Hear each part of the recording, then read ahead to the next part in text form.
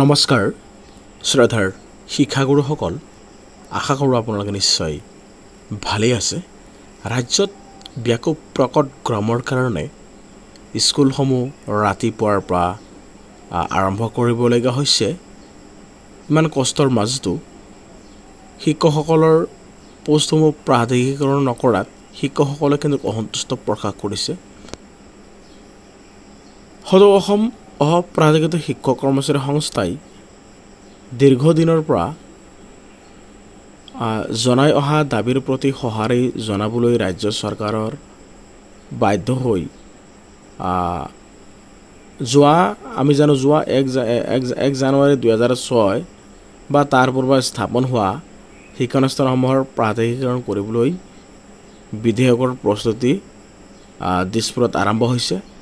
আৰু এই বিষয়ে শিক্ষামন্ত্ৰী ডক্টৰ ৰণোজ পেগু, ৰাজহ মন্ত্ৰী কেশৱ মহন্ত আৰু জনস্বাস্থ্য কাৰিকৰী বিভাগৰ মন্ত্ৰী জয়ন্ত মল্ল বৰুৱাক লৈ এখন কেবিনেট উপসমিতি গঠন কৰা হৈছিল।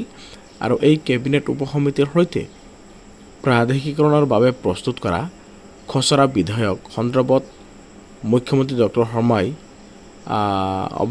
অৱশেষত এটা দিছপুৰত বৈঠকত এই কথাটো আলোচনা কৰে। আৰু বৈঠকত ইউডাইচ কোড, ছাত্ৰ ছাত্ৰীসকলৰ নামভৰ্তি, ভূমি অধিকাৰৰ প্ৰমাণপত্ৰ, নিম্ন মাধ্যমিক, উচ্চতৰ মাধ্যমিক বিদ্যালয় আৰু ডিগ্ৰী কলেজৰ বাবে বিত্তীয় আৱশ্যকতা সন্দৰ্ভত এক বৃহৎ পৰ্যালোচনা কৰা হয়। মুখ্যমন্ত্ৰীয়ে বিষয় কৰ্মচাৰীসকলৰ তথ্য পৰীক্ষণৰ প্ৰক্ৰিয়া সোনকালে হ'ব লাগে বুলি নিৰ্দেশ দিছে। আৰু মুখ্যমন্ত্ৰী ডক্টৰ হিমন্ত বিশ্ব শৰ্মাৰ কেবিনেট উপসমিতিৰ সদস্যসকলে প্ৰাধিকৰণৰ বাবে চলোৱা প্ৰচেষ্টাক সদৌ অসম অপ্ৰাধিকৃত শিক্ষক কৰ্মচাৰী সংস্থাৰ তৰফৰ পৰা আন্তৰিক ধন্যবাদ জ্ঞাপন কৰা হৈছে। যদিও এই কাম কিন্তু তীব্ৰগতিত এতিয়ালৈকে আগবঢ়া নাই। হৰমোহন বৰাই বিধেয়ক প্ৰস্তুতিৰ কথা প্ৰকাশ কৰি এই প্ৰক্ৰিয়াত কেবিনেট উপসমিতিয়ে প্ৰস্তুত কৰা খচৰা সম্পৰ্কত সংস্থাক আস্থাত ল'বলৈ আৰু প্ৰস্তুত হোৱা খচৰা অতি সোনকালে চূড়ান্ত ৰূপ দিবলৈ দাবী জনাইছে। লগতে খচৰাখন ৰাজহুৱা কৰিবলৈও অপ্ৰাধিকৃত শিক্ষক কৰ্মচাৰী সংস্থাৰ মুখ্য দাবী।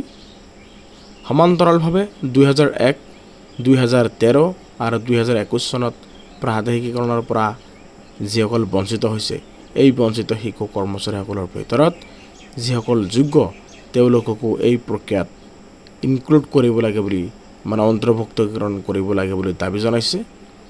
শিক্ষাৰ অধিকাৰ সকলো শিক্ষাৰ্থীৰ আছে যদিও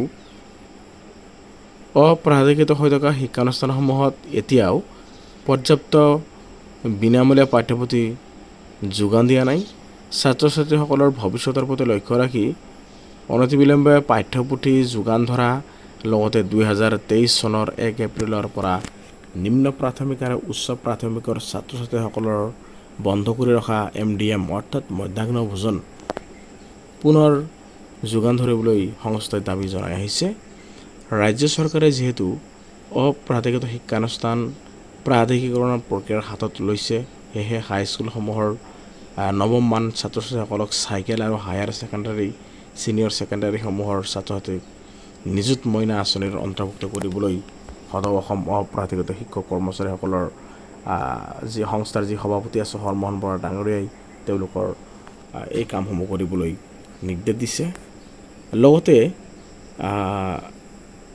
এই বিদ্যালয় প্ৰাধিকৰণ প্ৰক্ৰিয়াটো লিহেমীয়া হোৱাৰ কাৰণে খুব প্ৰকাশ কৰিছে। আৰু উত্থাপিত নহ'ল বিদ্যালয় প্ৰাধিকৰণৰ সংশোধনী বিধেয়ক। এইবাৰ শিক্ষকসকলৰ মাজত অসন্তুষ্টি প্ৰকাশ দেখা দিছে। এইখিনিতো মাজতে ভালেই আছিল, অতি সোনকালে কৰিব লাগে বুলি হিমন্ত বিশ্ব শৰ্মা ছাৰে পৰ্যালোচনাত ঘোষণা কৰিছিল। কিন্তু অসম বিধানসভাৰ যোৱা যিটো 8 জুন মানত হৈ যোৱা বিধানসভাৰ এদিনীয়া বিশেষ অধিৱেশনত ৰাজ্যখনৰ ভেঞ্চাৰ শিক্ষানুষ্ঠানত কৰ্মৰত শিক্ষক কৰ্মচাৰীৰ পদ প্ৰাধিকৰণৰ বাবে 2017 আৰু 2018 চনৰ শিক্ষানুষ্ঠানৰ পদ প্ৰাধিকৰণ আইনখন পূৰ্ণাংগ সংশোধনীৰ বিষয়টোৰ উত্থাপন নকৰাত অসন্তুষ্টি প্ৰকাশ কৰিছে সদৌ অসম অপ্ৰাধিকৃত শিক্ষক কৰ্মচাৰী সংস্থাই। সংস্থাৰ সভাপতি হৰমোহন বৰাই এটা প্ৰেছ বিবৃতিৰ জৰিয়তে কয় যে বছৰ বছৰ ধৰি ন্যায়ৰ আশাত বন্দী অপ্ৰাধিকৃত শিক্ষক কৰ্মচাৰীসকলে এই বিধানসভাতেই সমস্যাটো সমাধান হ'ব বুলি আশা কৰিছিল, কিন্তু শাসক আৰু বিৰোধী পক্ষই এইসকল শিক্ষক কৰ্মচাৰীৰ সমস্যাৰ কথা বিধানসভাত উত্থাপন নকৰাত অসন্তুষ্টি প্ৰকাশ কৰে সংস্থাৰ নেতৃত্বই। সভাপতি বৰাই এই সংক্ৰান্তত কয় যে বিগত দিনত মুখ্যমন্ত্ৰীয়ে বহুবাৰ প্ৰতিশ্ৰুতি দিও সময়ত ৰক্ষা কৰিব পৰা নাই। প্ৰকৃততে যদি প্ৰাধিকৰণৰ এই জ্বলন্ত সমস্যাটো সমাধান কৰিবলৈ আন্তৰিকতা আছে, সদিচ্ছা আছে, তেন্তে সংস্থাক আশ্বাস লৈ অনতিবিলম্বে আইন সংশোধন কাৰ্যকৰী ব্যৱস্থা হাতত লোৱাৰ সমান্তৰালভাৱে 2006 চনৰ 1 জানুৱাৰীৰ পূৰ্বৰ অনুমতিৰ বাবেও মাটি থকাৰ প্ৰমাণপত্ৰ কিংবা যিকোনো চৰকাৰী নথিপত্ৰক অগ্ৰাধিকাৰ দিবলৈ সংস্থাই দাবী জনায়। 2001, 2013 আৰু 2021 চনৰ প্ৰাধিকৰণৰ পৰা বঞ্চিত শিক্ষক কৰ্মচাৰীসকলক যোগ্যতাৰ ভিত্তিত এই খচৰাৰ অন্তৰ্ভুক্ত কৰিবলৈ দাবী জনায় সংস্থাটোৱে। আনহাতে শিক্ষানুষ্ঠানসমূহত বন্ধ হৈ থকা দুপৰীয়া আহাৰ পুনৰ দিয়াৰ ব্যৱস্থা কৰা, লগতে নৱম শ্ৰেণীৰ ছাত্ৰ ছাত্ৰীসকলক চাইকেল আৰু হায়াৰ ছেকেণ্ডাৰী, ছিনিয়ৰ ছেকেণ্ডাৰী আৰু মহাবিদ্যালয়সমূহৰ ছাত্ৰ ছাত্ৰীসকলক নিযুত মইনা আঁচনিৰ অন্তৰ্ভুক্ত কৰিবলৈ দাবী জনায় সংস্থাৰ নেতৃত্বই। গতিকে শিক্ষক কৰ্মচাৰীসকলৰ এইটো এক বহুদিনীয়া সমস্যা। বহুতো শিক্ষক গুচি গ'ল আৰু কিছুমান ৰিটায়াৰ হওঁ অৱস্থা।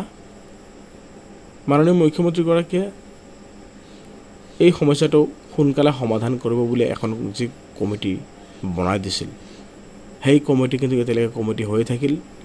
প্ৰতিবেদনসমূহ কিন্তু এতিয়ালৈকে দাখিল হোৱা নাই আৰু অতি কম সময়ৰ ভিতৰত এই কামসমূহ সম্পূৰ্ণ কৰিব লাগে বুলি সংস্থাৰ এক দীৰ্ঘদিনীয়া দাবী। 2006 চনৰ 1 জানুৱাৰীৰ পূৰ্বে অনুমোদিত এই বিদ্যালয়সমূহ প্ৰাধিকৰণ হ'ব লাগে।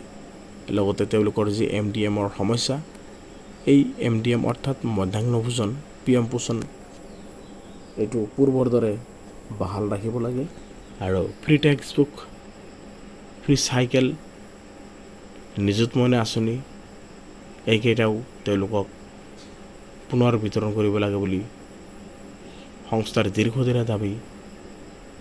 আৰু এই দাবীটো অসম চৰকাৰে মানি ল'ব লাগে বুলি প্ৰেছ মিটত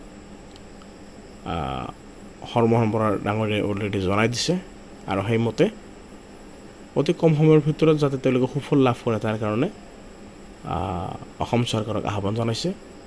শ্ৰদ্ধাৰ শিক্ষাগুৰুসকল, এইখিনি আছিল আমাৰ আজিৰ ভিডিঅ'টোৰ মূল ডিছকাশ্যন।